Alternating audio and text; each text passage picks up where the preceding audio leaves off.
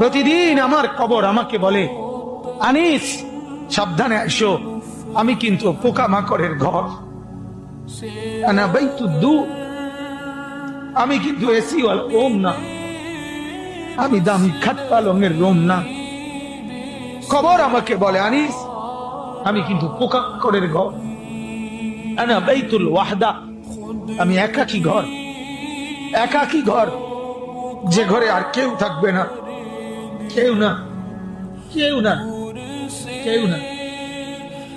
আনা বাইতুল গুরবা, 3 নম্বরে কবর বলে, আমি বড় অপরিচিত ঘর, তুমি তো মানুষের ঘরে বাথরুমের দরজা দেখলেই বুঝো এটা বাথরুম, এটা পাকঘর, এটা বারান্দা।